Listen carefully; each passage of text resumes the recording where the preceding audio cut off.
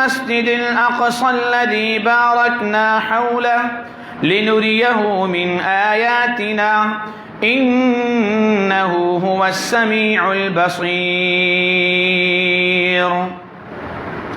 وقال الله سبحانه وتعالى في مقام آخر: ونجيناه ولوطا إلى الأرض الذي باركنا فيها للعالمين. وقال الله سبحانه وتعالى في مقام آخر: وقضينا إلى بني إسرائيل في الكتاب لتفسدن في الأرض مرتين ولتعلن علوا كبيرا فإذا جاء وعد أولاهما بعثنا عليكم عبادا لنا أولي بأس شديد فجاسوا خلال الديار وكان وعدا مفعولا. ثم رددنا لكم الكرة عليهم وأمددناكم بأموال وبنين وجعلناكم أكثر نفورا. سبحانك لا علم لنا إلا ما علمتنا إنك أنت العليم الحكيم. رب اشرح لي صدري ويسر لي أمري واحلل عقدة من لساني يفقه قولي. رب زدنا علما اللهم رب زدنا علما.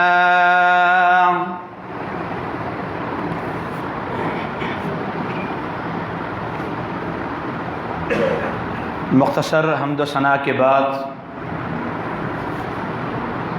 انتہائی قابل احترام بھائیوں اور بہنوں، اللہ رب العالمین نے بعض مقامات اور بعض مساجد کو بڑی اہمیت اور فضیلت سے نوازا ہے، جس میں سر فہرست مسجد حرام، مکہ مکرمہ اور اس کے بعد مسجد نبوی یعنی مدینہ منورہ، اور تیسرے نمبر پر جو شریعت کے اندر جس زمین کا ذکر ملتا ہے، تذکرہ ملتا ہے، وہ ارض مقدسہ ارض فلسطین ہے۔ اسی کے متعلق میں آیات آپ کے سامنے پڑھ رہا تھا کہ اللہ رب العالمین نے اس زمین کو مقدس سرزمین قرار دیا ہے۔ سبحان الذي اسرى بعبده ليلا من المسجد الحرام الى المسجد الاقصى الذي باركنا حوله۔ اللہ فرماتا ہے پاک ہے وہ ذات جس ذات نے اپنے پیغمبر کو مسجد حرام سے لے کر کے مسجد اقصی تک سیر کروائی۔ وہ مسجد اقصی بارکنا حولہ، جس کے ارد گرد اللہ تعالیٰ نے برکتیں ہی برکتیں رکھی ہیں۔ کیا حکمت ہے کہ اللہ رب العالمین نے اپنے پیارے پیغمبر کو زمینی اسفار میں بیت اللہ سے لے کر کے بیت المقدس تک لے گئے۔ شیخ الاسلام ابن تیمیہ رحمہ اللہ فرماتے ہیں کہ اس کی حکمت یہ ہو سکتی ہے کہ اللہ رب العالمین نے اس دین کا آغاز اور ابتدا مکہ مکرمہ سے فرمائی۔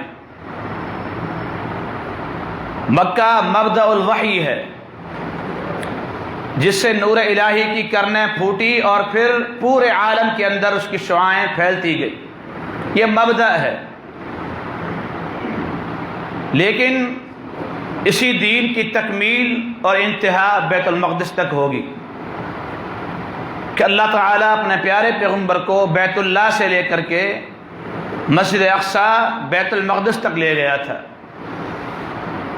تو یہ انبیاء کی سرزمین ہے، یہ برکتوں والی سرزمین ہے، اسی لیے اکثر و بیشتر انبیاء کرام علیہم السلام اسی سرزمین کے ارد گرد رہے ہیں، اکثر و بیشتر۔ اور بعض ایسے تھے کہ جو پیدائشی لحاظ سے تو کہیں اور پیدا ہوئے تھے، بعثت کے لحاظ سے تو کسی اور ملک کے اندر نبی بنا کر بھیجے گئے، لیکن جب ان کو ہجرت کا آپشن ملا تو ہجرت کر کے کسی اور زمین پر نہیں گئے بلکہ ارض شام پر گئے، یعنی بیت المقدس گئے۔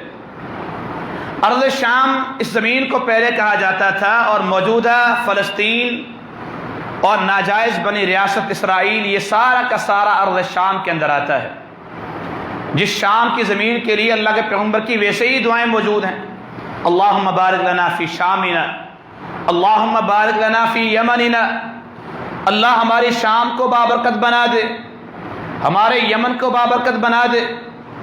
بلکہ آپ صلی اللہ علیہ وسلم نے جب صحابہ کرام کو اختیار دیا تھا، آپ نے کہا کہ ستسیر الامر فتکونون جنودا مجندۃ، میرے صحابہ تم مسلمانوں پر ایک ایسا دور آئے گا تم ٹکڑوں میں بڑھ جاؤ گے، اور ملکی سرحدیں تمہاری الگ ہو جائیں گی، نظریاتی سرحدیں تمہاری الگ ہو جائیں گی، فرقے پرستی کا شمار تم ہو جاؤ گے، شکار ہو جاؤ گے۔ تو صحابہ کرام نے پوچھا تو پھر ہمارے لیے کیا حکم ہے؟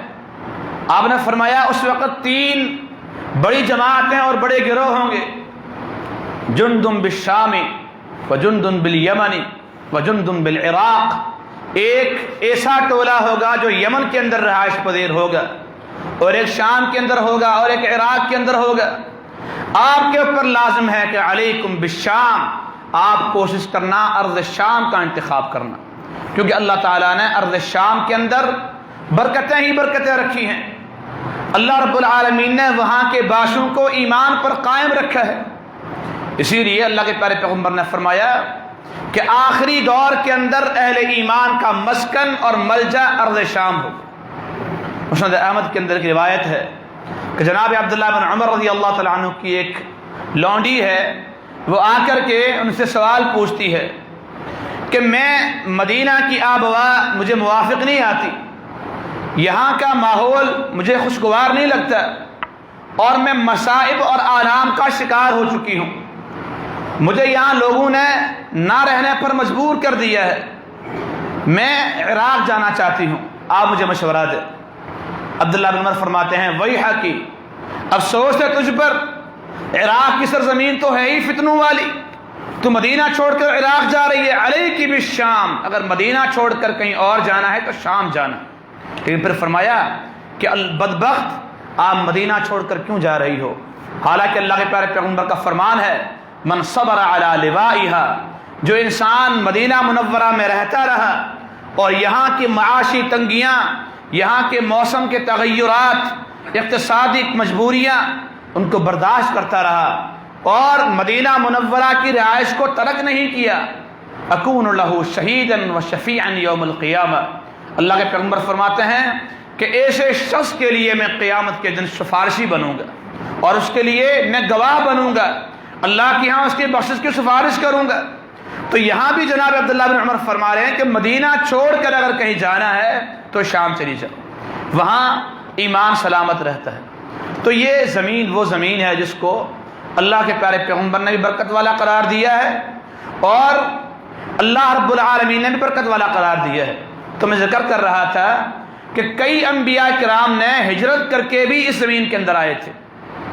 اللہ رب العالمین نے سورہ انبیاء آیت نمبر 81 کے اندر فرمایا کہ وَنَجَّيْنَاهُ وَلُوطًا إِلَى الْأَرْضِ الَّتِي بَارَكْنَا فِيهَا لِلْعَالَمِينَ، کہ ہم نے ابراہیم علیہ السلام اور لوط علیہ السلام کو اس زمین کی طرف نجات دی تھی جس زمین کے اندر برکتیں ہی برکتیں ہیں۔ اللہ نے اس زمین کو منبع برکت اور رحمت بنایا ہے۔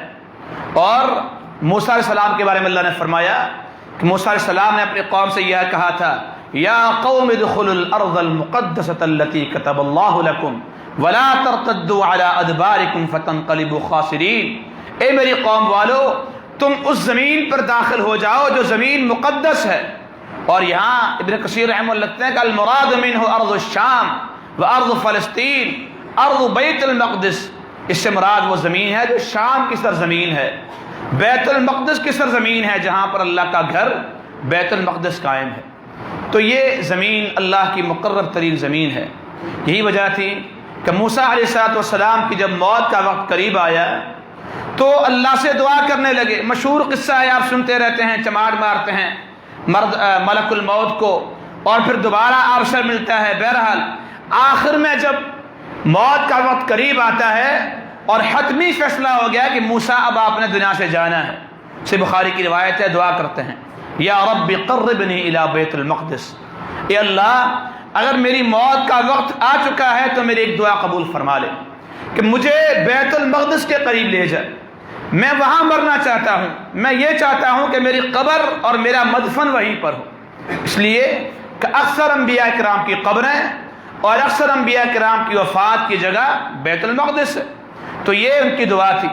اسی لیے اللہ کے پیارے پیغمبر صلی اللہ علیہ وسلم کا مسجد اقصیٰ کے ساتھ بڑا گہرا تعلق تھا، کیونکہ یہ وہ مسجد ہے جو پوری دنیا میں دوسرے نمبر پر بننے والی مسجد ہے. صحیح بخاری کی روایت ہے، جناب ابو ذر فرماتے ہیں کہ سألت رسول اللہ صلی اللہ علیہ وسلم، میں نے اللہ کے پیغمبر سے سوال کیا، یا رسول اللہ ای ارض وضع فی الارض اول، اے اللہ کے پیغمبر اس روئے زمین پر سب سے پہلی مسجد کون سی بنائی گئی؟ آپ نے فرمایا مسجد الحرام، سب سے پہلا اللہ کا گھر مسجد الحرام ہے، مکہ مکرمہ کے اندر ہے، جو اللہ نے بھی فرمایا ہے کہ ان اول بیت وضع للناس للذی ببکۃ مبارکا، کہ سب سے پہلا اللہ کا جو گھر ہے وہ مکہ مکرمہ کے اندر ہے، بیت اللہ ہے. فرماتے میں نے کہا ثم ای، اس کے بعد کون سی مسجد ہے؟ تو اللہ کے پیارے پیغمبر نے جواب دیا ثم مسجد الاقصیٰ، اس کے بعد دوسرے نمبر پر بنائی گئی مسجد مسجد اقصیٰ ہے. میں نے پھر تیسرا سوال کیا کم بینہما، ان دونوں کے درمیان وقفہ کتنا تھا؟ کب یہ مسجد مسجد حرام بنائی گئی اور کب مسجد اقصیٰ بنائی گئی؟ درمیان میں کتنا پیریڈ تھا؟ کہنے اللہ کے پیغمبر نے جواب دیا کہ 40 سنتاً، ان دونوں کے درمیان کا وقفہ 40 سال کا عرصہ تھا. اب 40 سال کا عرصہ، اب مسجد حرام کے بارے میں تو واضح ہے. ایک روایت وہ آتی ہے کہ ابراہیم علیہ السلام نے سب سے پہلے بیت اللہ کی تعمیر کی تھی اور وہاں پر اینٹیں لگائی، وہاں پر تعمیر کیا. اور سے بخاری کی روایت کے اندر ہی اور دیگر کتب کے اندر یہ روایت موجود ہے کہ سب سے پہلے اس مسجد کو آدم علیہ السلام نے بنایا تھا، مسجد حرام کو. اب یہاں یہ سوال پیدا ہوتا ہے کہ اگر ابراہیم علیہ السلام نے بھی بنایا تھا تو داؤد علیہ السلام کے بارے میں آتا ہے کہ انہوں نے مسجد اقصیٰ کو بنایا تھا، اور جب تعمیر مکمل نہ ہوئی، ظاہر اس وقت مالی حالات بھی تھے اور معاملات بھی تھے، تو پھر اللہ تعالیٰ نے فرمایا کہ اے داؤد اب اس کو یہیں پر چھوڑ دو، مسجد اقصیٰ کو، اب آپ کے بیٹے سلیمان علیہ السلام اس کی تعمیر کو مکمل فرمائیں گے. اور پھر انہوں نے چھوڑ دیا.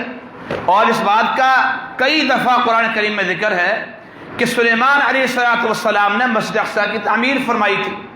سورہ سبا کے اندر بھی ہے کہ جب وہ لاٹھی پر ٹیک لگا کر کے جنوں سے کام لے رہے تھے، مسجد اقصیٰ کی تعمیر کروا رہے تھے، تو یہ بات بھی ہے.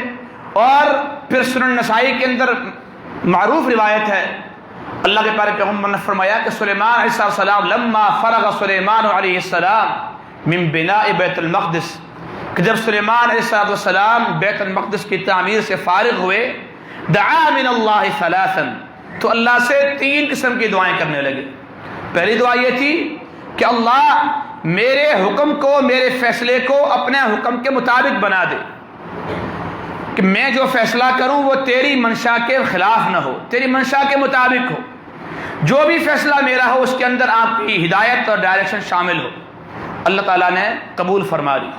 اور دوسری دعا یہ تھی کہ اللہ میرے بعد کسی کو بھی میری طرح کی بادشاہت نہیں دینا، میں دنیا کا سب سے بڑا بادشاہ بننا چاہتا ہوں. کہ رب هب لي ملكا لا ينبغي لأحد من بعدي انك انت الوهاب. سورہ صاد میں بھی آیت موجود ہے کہ اے اللہ مجھے ایسی بادشاہت دے دے جو میرے بعد کسی اور کے لیے لائق نہ ہو. انک انت الوہاب، بے شک بادشاہت، عزت، ہر چیز کو عطا کرنے والا تو ہی ہے. دوسری دعا یہ تھی. اور تیسری دعا یہ تھی، اللہ کے پیغمبر فرماتے ہیں، آپ نے سلیمان نے تیسری دعا یہ کی کہ اللہ جو بھی انسان اس مسجد اقصیٰ کے اندر آئے اور ثواب کی نیت سے آئے، نماز پڑھنے کے لیے آئے، تو اس کے سارے گناہوں کو مٹا دینا، اور جب مسجد اقصیٰ سے باہر نکلے تو اس کو ایسا بنا دینا کہ یوم ولدتہ امہ، گویا کہ آج اس کی ماں نے اس کو جنا ہے، گناہوں سے پاک فرما دینا. اللہ کے پیارے پیغمبر فرماتے ہیں کہ پہلی دونوں دعائیں اللہ تعالیٰ نے قبول فرما لی، کیونکہ دونوں کا ذکر قرآن کریم میں موجود ہے کہ اللہ نے دونوں قبول فرمائی ہیں۔ آپ فرماتے ہیں مجھے اللہ میں امید ہے کہ اللہ تعالیٰ نے سلیمان کی تیسری دعا بھی قبول فرما لی ہوگی، جو انہوں نے وہاں نماز پڑھنے کے فضائل کے لحاظ سے بیان کی ہے۔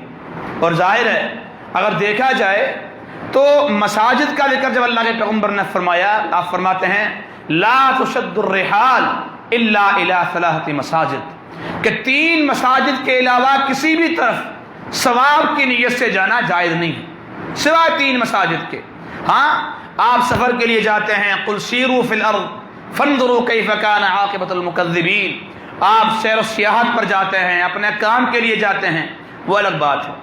آپ ثواب کی نیت سے جائیں کہ وہاں جاؤں گا اجر ملے گا، وہاں جاؤں گا تمنائیں پوری ہوں گی، وہاں جاؤں گا اللہ تعالیٰ میری عمر میں اضافہ فرمائے گا، وہاں جاؤں گا اولادیں ملیں گی، یہ نیتیں بنا کر کے کسی مسجد کے اندر بھی جانا جائز نہیں ہے سوائے 3 مساجد کے۔ تو کیا خیال ہے مزارات کے بارے میں کہ جہاں مساجد کے بارے میں جائز نہ ہو، وہاں پر ایک انسان یہاں گاڑی آپ بک کرائے، پیسے خرچ کرے اور شاہ کی چلا جائے، عبداللہ شاہ کی مزار پہ چلا جائے کہ وہاں کوئی ثواب ملنا ہے؟ بہرحال یہ ایک الگ بات ہے۔ اللہ کے پیارے پیغمبر نے فرمایا 3 مساجد کے علاوہ کہیں بھی سفر کرنا جائز نہیں ہے۔ مسجد الحرام سب سے پہلی مسجد حرام ہے، ومسجدی ھذا، اور میری مسجد یعنی مسجد نبوی، ومسجد الاقصی، اور تیسرے نمبر پر جو مسجد ہے وہ مسجد اقصی ہے۔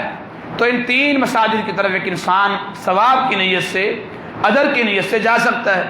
تو اس میں بھی تیسرے مقام پر جس مسجد کا نام آتا ہے وہ مسجد اقصی ہے، اور بعض مسجد اقصی کو ایسے مقامات بھی حاصل ہیں، ایسے فضائل بھی حاصل ہیں جو دنیا کے اندر کسی اور مسجد کو حاصل نہیں ہے۔ مثال کے طور پہ اللہ رب العالمین نے اس مسجد کے اندر تمام انبیاء کرام کو ایک جگہ پر جمع کیا تھا، اور امام الانبیاء محمد الرسول اللہ صلی اللہ علیہ وسلم سے جماعت کروائی تھی۔ یہ مقام کسی اور مسجد کو حاصل نہیں ہے۔ یہ نہ کبھی مسجد نبوی کے اندر ہوا، نہ کبھی مسجد حرام کے اندر ہوا، نہ قبلتین کے اندر ہوا، نہ قباء کے اندر ہوا، کسی میں نہیں ہوا، اس مسجد کے اندر ہوا ہے۔ آپ فرماتے ہیں اذا ثم حانت الصلاۃ فاممتهم، کہ جب ہم سفر کر کے بیت المقدس میں پہنچے، مسجد اقصی میں پہنچے، تو وہاں جب نماز کا ٹائم ہوا جبریل نے مجھے حکم دیا کہ آپ آگے آئیں اور آپ تمام انبیاء کرام کی جماعت کروائیں۔ فاممتهم جميعا، میں نے تمام انبیاء کرام کی وہاں پر جماعت کروائی، وہاں پر نماز پڑھوائی تھی۔ تو یہ مقام اور مرتبہ بھی مسجد اقصی کو حاصل ہے، اور اس سے بڑھ کر یہ مسلمانوں کے ساتھ گہرا تعلق اور مقام حاصل ہے کہ مسجد اقصی مسلمانوں کا قبلہ اول ہے۔ قبلہ اول سے مراد 2 باتیں ہوتی ہیں۔ چند دن پہلے ہمارے کئی ساتھی سوشل میڈیا پر گفتگو کر رہے تھے بحث مباحثہ کہ قبلہ اول بیت اللہ ہے، بیت المقدس نہیں ہے، تو سمجھنے کا فرق ہے۔ دنیاوی لحاظ سے سب سے پہلا قبلہ اول مسجد حرام ہے، اس میں کوئی شک نہیں ہے، کیونکہ ان اول بیت وضع للناس، سب سے پہلا گھر جو ہے وہ مکہ کے اندر بنایا گیا تھا۔ لیکن پھر مسلمان جب اسلام میں آیا تھا، اللہ کے پیغمبر نبی بنے تھے، تو اس وقت ابتدائی طور پر یہ تھا کہ مسجد اقصی کی طرف چہرہ کر کے نماز پڑھنی تھی، اور اس وقت مسجد حرام کے اندر ہی موجود تھے، وہاں بھی چہرہ ہو جاتا تھا اور اس طرف بھی ہو جاتا تھا۔ براء بن عازب کی مشہور روایت بخاری کے اندر موجود ہے کتاب الصلاۃ کے اندر کہ پھر 17 مہینے تک اللہ کے پیارے پیغمبر نے مدینہ منورہ کے اندر بھی بیت المقدس کی طرف چہرہ کر کے نمازیں پڑھی ہیں، اور پھر اللہ کے پیغمبر نے بار بار دعائیں کی کہ اللہ ہمارا قبلہ چینج ہو جائے، بیت اللہ ہو جائے، اور اللہ نے تمنا پوری فرما دی۔ قد نرا تقلب وجهك في السماء فلنولینک قبلۃ ترضاها فول وجهك شطر المسجد الحرام۔ اللہ کے پیغمبر کو حکم دیا گیا کہ اے پیغمبر بار بار آپ کے چہرے کا آسمان کی طرف اٹھنا ہم دیکھ رہے ہیں، فلنولینک قبلۃ ترضاها، اور ہم آپ کے چہرے کو اس قبلے کی طرف کرنے والے ہیں جس کو آپ پسند کرتے ہیں، اور اب سے آپ مسجد حرام کی طرف چہرہ کر کے نماز پڑھا کریں۔ تو اس کے بعد مسلمانوں نے وہاں چہرہ کر دیا تھا، لیکن قبلہ اول اس نسبت سے مسلمانوں کا یہی ہے۔ تو میں بات کر رہا تھا یہ کہ ان دونوں کے درمیان 40 سال کا عرصہ ہے، یعنی مسجد حرام اور مسجد اقصی کی تعمیر کے درمیان، تو کیسے ہو سکتا ہے؟ اگر یہ مان لیتے ہیں کہ ابراہیم علیہ السلام نے بھی تعمیر کیا ہے، تو داؤد علیہ السلام ابراہیم علیہ السلام کے ہزاروں سال بعد آئے ہیں، سلیمان علیہ السلام تو ظاہر ہے اس کے بعد ہی آئے ہیں، ان کے بیٹے ہیں داؤد علیہ السلام کے، تو پھر 40 سال کا عرصہ کیسے ہو سکتا ہے؟ تو اس کے اندر کوئی وضاحت نہیں ہے کہ داؤد علیہ السلام سب سے پہلے بنانے والے ہیں، جو یہودیوں کا دعویٰ ہے۔ یہودیوں کا دعویٰ یہ ہے کہ سب سے پہلے داؤد اور سلیمان علیہ السلام نے بنایا تھا، اور اسی لیے ہم یہود اس مسجد کے وارث، ہم ہی اسی کے وارث۔ لیکن کہیں بھی یہ نہیں کہ سب سے پہلے انہوں نے بنایا ہے، بلکہ ابن حجر رحمہ اللہ نے فتح الباری کے اندر تمام روایات کو جمع کیا ہے، اور پھر یہ لکھتے ہیں کہ مسجد حرام اور مسجد اقصی دونوں کے سب سے پہلے معمار، سب سے پہلے تعمیر کرنے والے آدم علیہ السلام ہیں، نہ ابراہیم علیہ السلام ہے نہ داؤد علیہ السلام ہے۔ آدم علیہ السلام نے سب سے پہلے جس گھر کو بنایا تھا وہ مکہ کے اندر تھا، یعنی بیت اللہ کو بنایا تھا، اور آدم علیہ السلام نے ہی اپنی زندگی کے اندر 40 سال کے بعد مسجد اقصی بنایا تھا اور بیت المقدس کی تعمیر کی تھی۔ تو اسی لیے اس میں کوئی اعتراض نہیں آتا پھر سے بخاری کی روایت کے اندر کہ دونوں مسجدوں کو بنانے والے ایک، اور دونوں کے درمیان جو وقفہ تھا وہ 40 سال کا تھا، اور ابراہیم علیہ السلام نے بھی جو بنایا تھا وہ ایک نئی تعمیر تھی۔ اسی لیے آپ دیکھیں قرآن کریم کے اندر اللہ نے فرمایا کہ جب ابراہیم علیہ السلام پہلی بار اپنی اولاد کو، اپنے بچے اور بیوی کو چھوڑ کر کے جا رہے تھے، تو وہاں پہاڑ پر چڑھ کر کیا دعا کرتے ہیں؟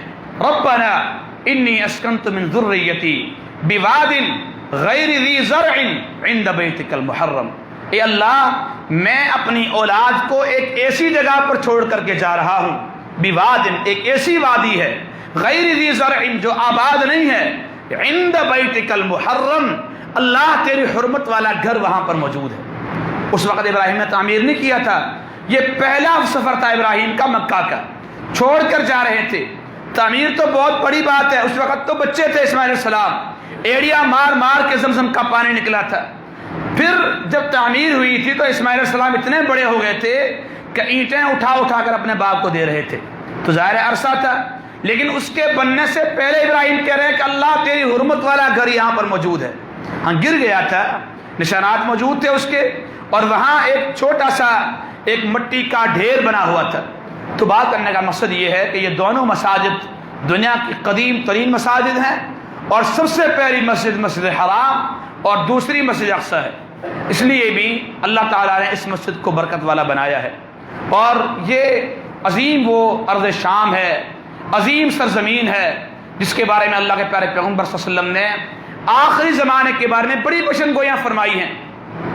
جناب عمرو بن عاص فرماتے ہیں کہ ایک بار کچھ شخص اللہ کے پیغمبر کے پاس آیا اور اس نے آ کے کچھ باتیں کی۔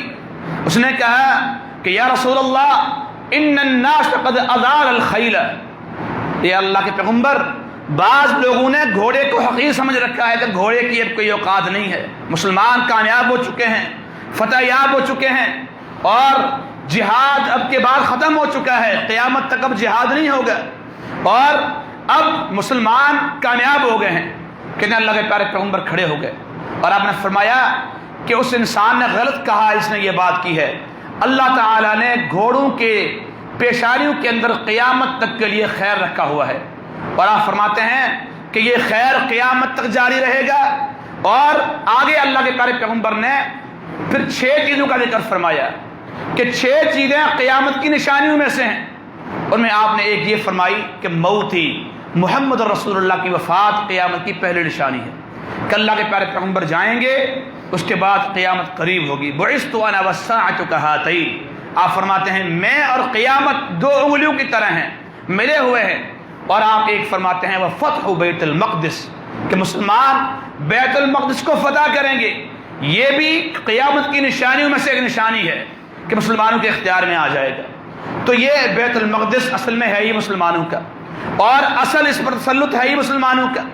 یہودیوں کا جو دعویٰ ہے کہ داؤد علیہ السلام ہمارے ہیں اور وہ بنانے والے ہیں، یا پیچھے جاتا ہے کہ ابراہیم علیہ السلام کے بیٹے اسحاق تھے، اور یہود پوری کی پوری اسحاق کی اولاد ہیں، کیونکہ اسرائیل ظاہر ہے یعقوب علیہ السلام کو کہتے ہیں، اور یہودی اتنے بڑے ظالم، مکار اور منافق قوم ہے کہ اس وقت بھی اپنے ملک کا نام ایک پیغمبر کے نام پر رکھا ہے۔ اسرائیل یعقوب علیہ السلام کا نام ہے نا، ظاہر ہے، تو اسرائیل یعنی یعقوب کا نام اپنے ملک پر رکھا ہوا ہے، اور کہتے ہیں ہم سیکولر ہیں، ہم مذہب کو نہیں مانتے، اور ہمارے روشن خیال لوگ یہاں کے قوم پرست، یہاں کے سیکولرزم کے پیروکار کہتے ہیں جی اسرائیل تو ایک عام نیوٹرل ملک ہے، وہاں پر انسانیت کا بول بالا ہوتا ہے، تم لوگوں نے مذہب کی بنیاد پر لوگوں کو الجھن میں ڈالا ہوا ہے۔ ہم کہتے ہیں اسرائیل پکا مذہبی ملک ہے، اسرائیل سیکولرزم کا دعوے دار نہیں ہے، نہ جمہوری ملک ہے، وہاں ایک پکا ٹھکا مذہبی ملک ہے۔ اس کی ایک مثال یہ ہے کہ پیغمبر کے نام پر منایا ہوا ملک ہے۔ دوسرے نمبر پر کہ ابھی جو وہاں کا صدر جو ہے بنیامین نام سے، بنیامین کون ہے؟ بنیامین یعقوب علیہ السلام کے بیٹے کا نام ہے۔ اتنے مذہبی لوگ ہیں کہ اس وقت بھی ان کے نام انبیاء کرام کے بیٹوں کے نام ہیں، ان کے ملک کا نام پیغمبر کا نام ہے، اس سے بڑھ کر کیا ہو سکتا ہے؟ لیکن اللہ رب العالمین نے ان کے اس دعوے کو رد کیا ہے۔ ما کان ابراہیم یہودیا ولا نصرانیا ولکن کان حنیفا مسلما وما کان من المشرکین، کہ ابراہیم علیہ السلام نہ یہودی تھے اور نہ عیسائی تھے، بلکہ ابراہیم مسلمان تھے۔ اور انبیاء کرام کے وارث کون بنتا ہے؟ انبیاء بنتے ہیں۔ آپ فرماتے ہیں الانبیاء اخوۃ العلاء، انبیاء کرام سارے کے سارے آپس میں بھائی ہیں۔ امہاتہم شتیٰ واباہم واحد، کہ تمام انبیاء کرام کی مائیں الگ الگ ہیں، ان کے باپ ایک ہی ہیں، ان کا دین ایک ہی ہے، اور فرمایا کہ دینہم واحد، تمام انبیاء کا دین ایک ہے۔ تو انبیاء کرام جب دوسرا پیغمبر آتا ہے وہ پہلے کا وارث بنتا ہے، پہلے پیغمبر کے دین کو آگے پہنچاتا ہے۔ تو جب تمام انبیاء کرام ختم ہو گئے، موسیٰ علیہ السلام چلے گئے، عیسیٰ علیہ السلام چلے گئے، داؤد علیہ السلام چلے گئے، سلیمان علیہ السلام چلے گئے، تو آخر میں کون ان کا وارث بنے گا؟ ظاہر ہے امت مسلمہ بنے گی، اور اللہ کے پیارے پیغمبر کی قوم مسلمان ہی اس کے بنیں گے۔ تو یہ ایک متفقہ بات ہے۔ تو بات کرنے کا، ایک تمہیدی گفتگو کرنے کا مقصد یہ تھا کہ بیت المقدس، ارض شام اور مسجد اقصیٰ، اس کے ساتھ مسلمانوں کا بڑا گہرا تعلق ہے، اور یہ وسط عرب کے اندر فلسطینی مسلمانوں کی سرزمین ہے، جہاں مسلمان شروع سے لے کر کے آباد ہیں، اور وہاں فلسطین ملک قائم ہے، صدیوں سے قائم ہے، اور وہاں پر مسجد اقصیٰ قائم ہے جس پر مسلمانوں کا تسلط رہا ہے۔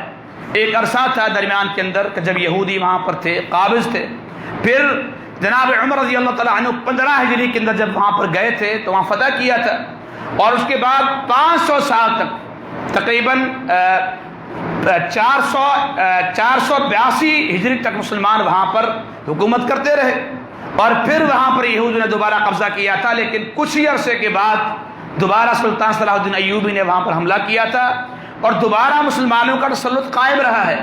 تو ہمیشہ وہاں کا منبر، وہاں کا محراب مسلمانوں کے ہاتھ رہا ہے۔ وہ الگ بات ہے کہ صلیبی جنگیں جب لگی تھی اور 200 سال تک یہ چلتا رہا، تقریباً 1100 عیسوی کے اندر، اس کے بعد عیسائیوں نے مسلمانوں کو کمزور کر دیا تھا اور یہاں حملہ کر لیا تھا۔ یہودیوں کی تو کوئی اوقات ہی نہیں ہے، کیونکہ یہودی ہمیشہ پٹتے آ رہے ہیں، بابلیوں سے، شامیوں سے، یونانیوں سے، عربوں سے، ہمیشہ۔ اور اس وقت بھی آپ دیکھیں کہ کتنے یہودی ہیں دنیا کے اندر، اسرائیل کے اندر 80 لاکھ ہے، 80 لاکھ یہودی ہیں جن کا بنایا ہوا ملک ہے، اور ان کے ارد گرد کروڑوں عرب ہیں، کروڑوں، سارے عرب ممالک کے بیچ میں ہیں۔ یہ فلسطینی بھی اتنے ہی ہیں، لیکن 80 لاکھ نے تمام مسلمانوں کے ناک پر دم کیا ہوا ہے۔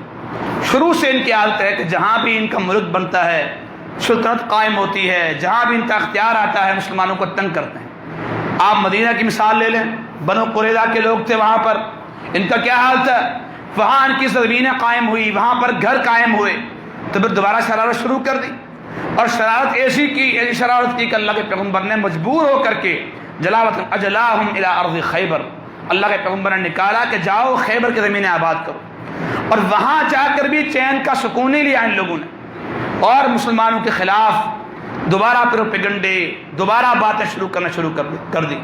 اللہ کے پیارے پیغمبر نے 7 ہجری کے اندر دوبارہ خیبر پر حملہ کیا تھا، اور وہاں جا کر کے ان کی زمینوں پر حملہ کیا، قبضہ کیا، اور وہاں کی زمینیں پھر قراء الارض کے تحت، یا صرف وہ ہاری بن گئے تھے، وہاں کے کسان بن گئے تھے، اور ان کو وہاں مزدوری پر دیا گیا تھا، لیکن پھر بھی باز نہیں آئے، اور آج تک 80 لاکھ یہودی ایک ملک قائم کرنے پر جو ہے وہ قادر ہو چکے ہیں، اور اب بھی خواب دیکھ رہے ہیں کہ ہم مدینہ پر دوبارہ حملہ کریں گے، اور مدینہ کی ارض، یہاں بنو قریظہ کے گھر، اور وہاں خیبر کی سرزمین، اور وہاں خیبر کا قلعہ، یہ سارے کے سارے ہمارے ہیں، اور اس وقت تک اپنے نصاب میں پڑھاتے ہیں کہ یہ مدینہ ہمارا ہے، یہ سرب ہے ہمارا، مسلمانوں نے اس پر قبضہ کیا ہوا ہے۔ اب دیکھیں کتنی شاطر اور کتنی منافق اور کتنی فتنہ پرور قوم ہے۔ اسی لیے اللہ نے فرمایا کہ لَتَجِدَنَّ أَشَدَّ النَّاسِ عَدَاوَةً لِلَّذِينَ آمَنُوا الْيَهُودُ، کہ مسلمانوں تمہارے سب سے بڑھ کر دشمن جو ہیں وہ یہودی ہیں، اور عیسائی بھی دشمن ہیں، لیکن عیسائی یہودیوں سے کم ہیں، مسلمانوں کے معاملے میں تھوڑے نرم ضرور ہیں، لیکن یہودیوں کے اندر ذرے برابر بھی کمپرومائز نہیں ہے۔ اسی لیے جو ناجائز ریاست گریٹر اسرائیل بنایا گیا ہے پاکستان بننے کے ٹھیک کوئی 7 مہینے بعد، کیونکہ ایک بڑی پلاننگ کے تحت انگریز نے بنایا تھا اس کو، پھر ساری باطل قوتیں مل کر کے اسرائیل کو بناتی ہیں اور فلسطین کے آدھے حصے پر قبضہ کرتی ہیں، اور آدھے وہ مسلمان تھے جو آپس میں لڑتے رہے، سرحدوں پر لڑتے رہے، اور پھر 1967 کے اندر یہی ہوا تھا کہ مصر اور اردن پر حملہ کر دیا تھا۔ اس وقت سارے کے سارے امت مسلمہ جو آج کل باتیں کر رہے ہیں ویسے ہی باتیں ہو رہی تھی، کوئی بیان بازی کر رہا ہے، کوئی کہہ رہا ہے ہم یہ کر دیں گے، یہی آپ کا ایران تھا جو وہاں حملہ کرنے میں بھی ملوث تھا، اور بعد میں سب سے پہلے بیان بھی جاری کر دیا کہ ہم اسرائیل کو دیکھ لیں گے، جس طرح آج کل ہر مہینے بیان آتا ہے امریکہ کو دیکھ لیں گے، اسرائیل کو دیکھ لیں گے، اور جب اندر کی کہانی یہ کہ آپس میں ملے ہوتے ہیں۔ پھر جب حملہ ہوا مصر کا ہوائی اڈہ پورا کا پورا تباہ و برباد کر دیا گیا، اسرائیل نے کیا تھا، حالانکہ مسلمانوں کے اتنے ممالک ہیں، عرب ممالک کو دیکھ لو، عجم کو دیکھ لو، اور ترکی کو دیکھ لو، مصر کو حملہ کیا، تباہ کر دیا۔ اس وقت کوئی اسلامی ملک اس کا انتقام لینے کو تیار نہیں تھا، اور غالباً پاکستان میں اس وقت ایٹمی طاقت نہیں تھا، ظاہر ہے بعد میں بنا ہے۔ تو شاہ فیصل رحمہ اللہ یہ سعودی حکمران تھے، سعودیہ نے سب سے پہلے اسرائیل پر حملہ کیا تھا۔ اس وقت کسی مسلمان دنیا کے ملک نے حملہ نہیں کیا تھا، اس وقت اسرائیل پر حملہ کیا، اور اسی کا نقصان آج تک سعودی عرب اٹھاتا رہا ہے۔ اور پھر فلسطینی جو بے گھر ہوئے تھے، آج بھی فلسطین کے 50,000 لوگوں کو مہینے پر منتھ سعودی عرب وہاں وظیفے دے رہا ہے، وہاں کے آفسوں کے اندر، وہاں کے لوگوں کے اندر، اور ہزاروں گھر بنائے ہیں فلسطین کے اندر۔ اس کے علاوہ سارے دعوے، سارے عجیب و غریب باتیں، اور ہمارے مسلمان سوشل میڈیا پہ بیٹھتا ہے کہتا ہے یہ سعودی نے کام خراب کیا ہوا، پورا پاکستان نے کیا ہوا ہے۔ اس وقت آپ پوری دنیا کے اندر دیکھیں عملی طور پر کون کھڑا ہے۔ ایک ہفتے سے بمباریاں ہو رہی ہیں اسرائیل نے کی ہوئی ہیں فلسطین کے اوپر، بچوں کو مار رہے ہیں، عورتوں کو مار رہے ہیں، اور وہاں کے بچے، وہاں کی عورتیں مزاحمت کر رہے ہیں، ڈر رہے نہیں ہیں، جہاد کر رہے ہیں، ان سے قتال کر رہے ہیں، حالانکہ اسرائیل کے سامنے کچھ بھی طاقت نہیں ہے ان کی۔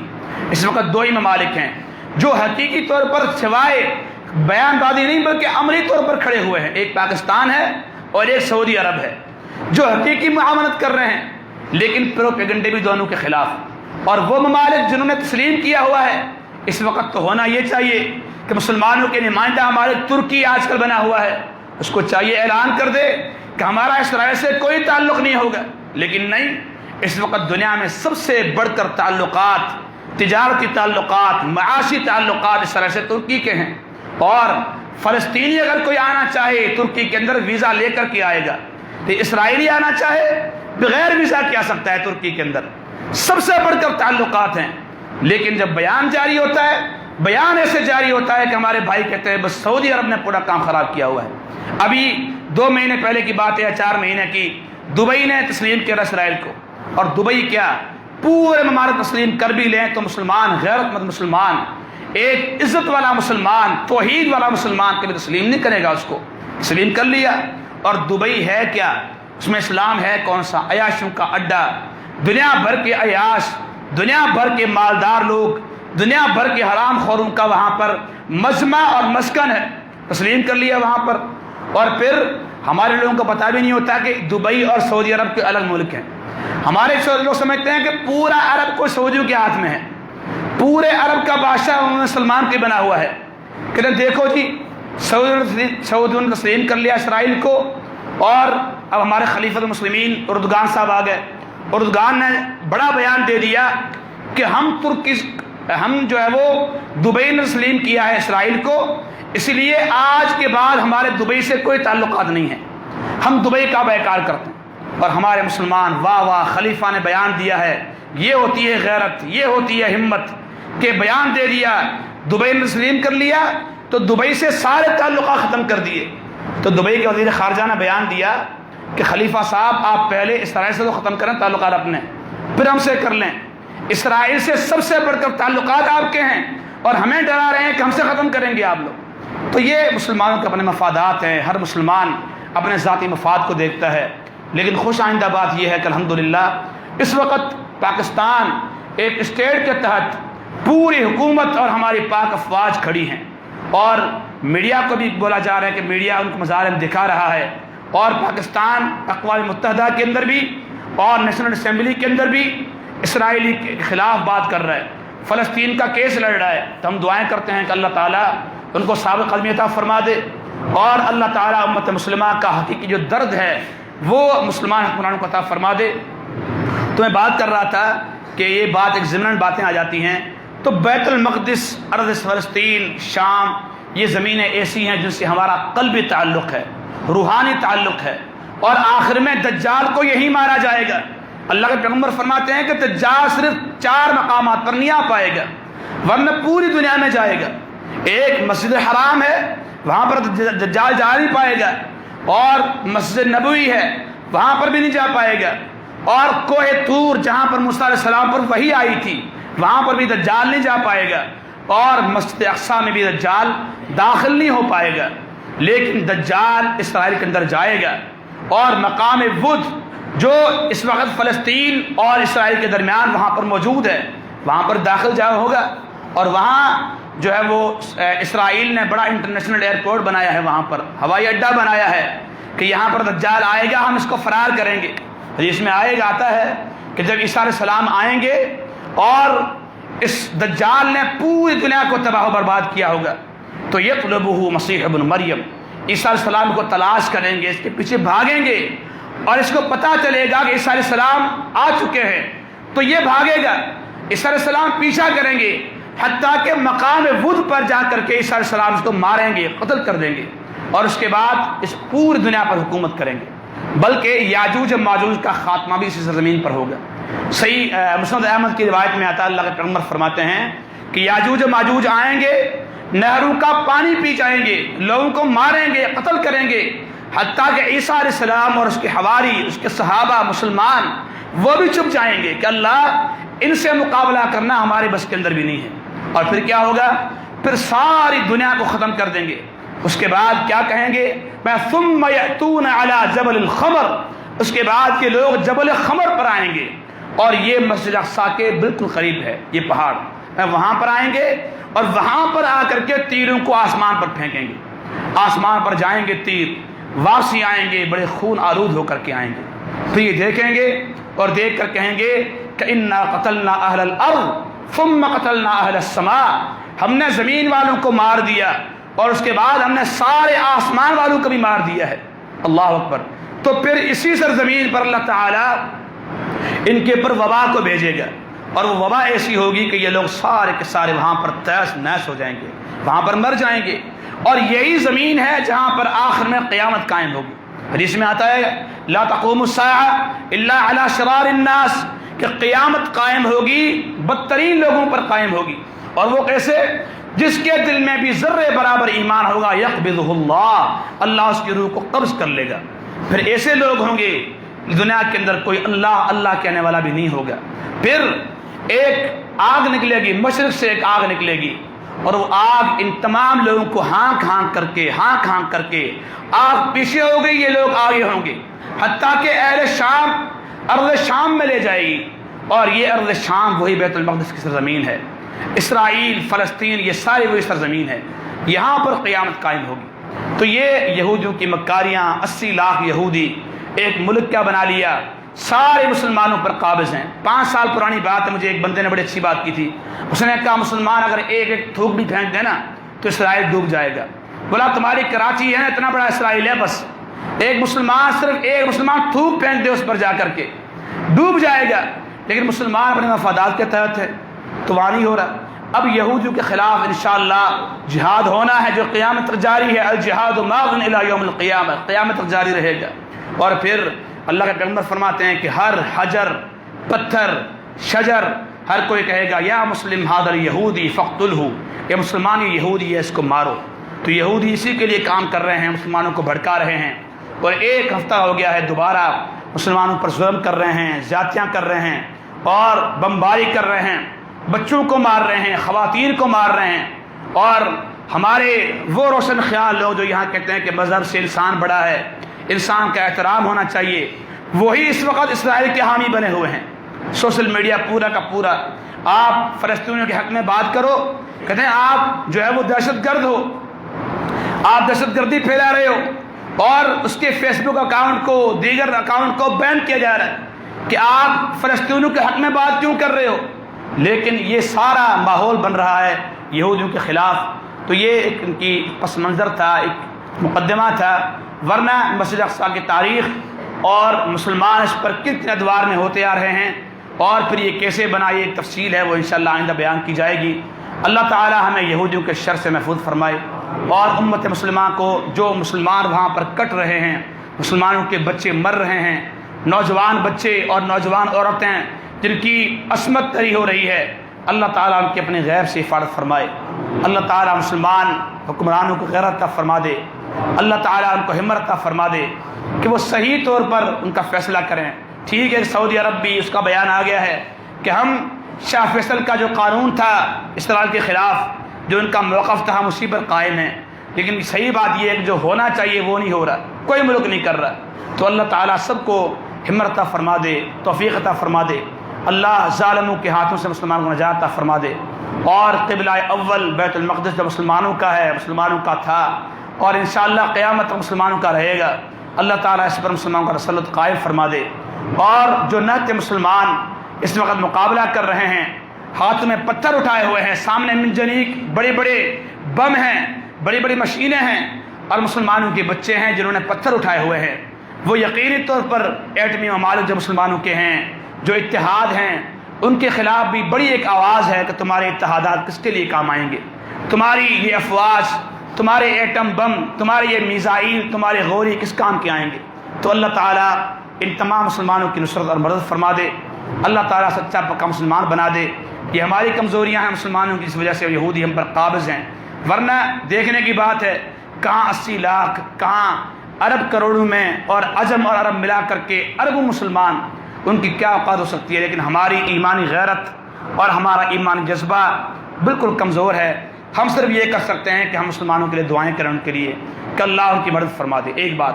اور دوسری بات یہ ہے کہ ہم جو تنظیمیں یہاں پر اگر کام کر رہی ہیں، ان کو راشن پہنچا رہی ہیں، ان کے لیے کام کر رہی ہیں، کوشش کر رہی ہیں، ہم ان کے ساتھ تعاون کریں۔ اور تیسرے نمبر پر یہ ہے کہ ہم جہاں تک ہماری آواز پہنچتی ہے تو ہم کم از کم ان کے حق میں بات کریں، اور سوشل میڈیا ہو، عام کوئی پلیٹ فارم ہو، ہم حق میں بات کریں۔ کم از کم حکمرانوں کو پتہ چلے کہ ہماری پوری کی پوری قوم اسرائیلیوں کے خلاف ہے، فلسطینیوں کے حق میں ہے، کم از کم اتنا ہونا چاہیے۔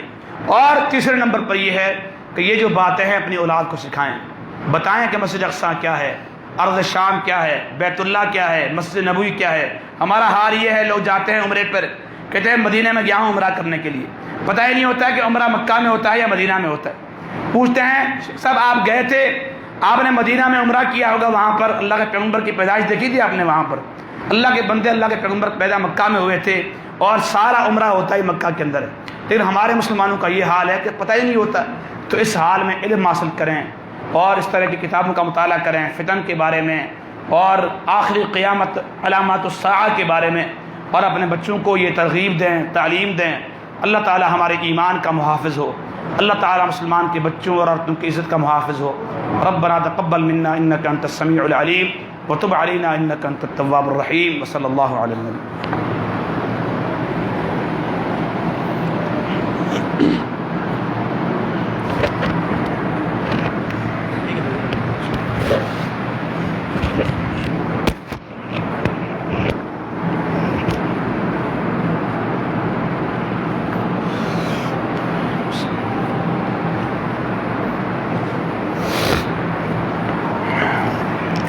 إن الحمد لله نحمده ونستعينه ونستغفره ونعوذ بالله من شرور أنفسنا ومن سيئات أعمالنا من يهده الله فلا مضل له ومن يضلله فلا هادي له ونشهد أن لا إله إلا الله وحده لا شريك له ونشهد أن محمدا عبده ورسوله اللهم صل على محمد وعلى آل محمد كما صليت على إبراهيم وعلى آل إبراهيم إنك حميد مجيد اللهم بارك على محمد وعلى آل محمد كما باركت على إبراهيم وعلى آل إبراهيم إنك حميد مجيد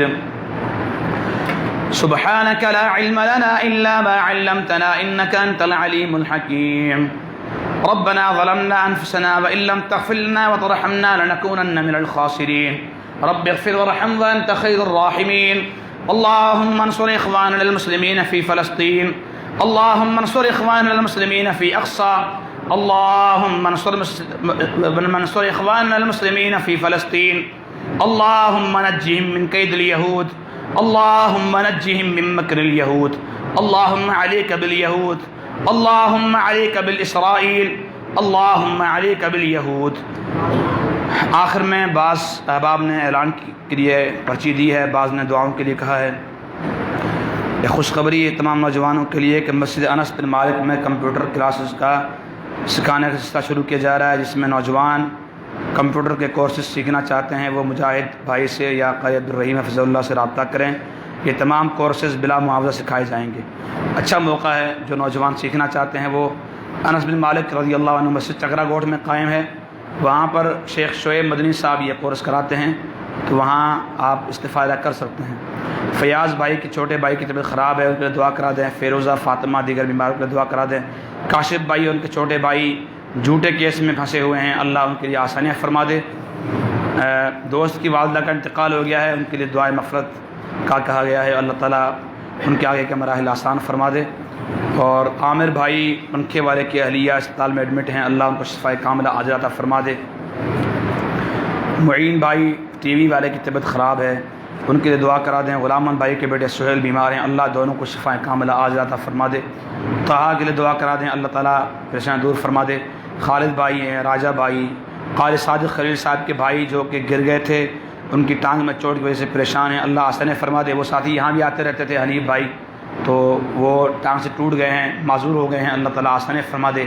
باشرہ ساتھی تھے، مکمل داڑھی والے، نماز پڑھنے والے، اللہ رحم فرمائے. تمام مسلمانوں کو ناگہانی آفات سے محفوظ فرمائے. پھر اس ساتھی نے تعاون کے لیے بھی اپیل کی ہے. اللہ تعالیٰ امت مسلمان پر، یہاں کے غریبوں پر، مسکینوں پر اور بیماروں پر سب پر رحم فرما دے. ربنا تقبل منا انک انت السمیع العلیم وتب علینا انک انت التواب الرحیم. سبحان ربک رب العزة عما یصفون وسلام علی المرسلین والحمد للہ رب العالمین.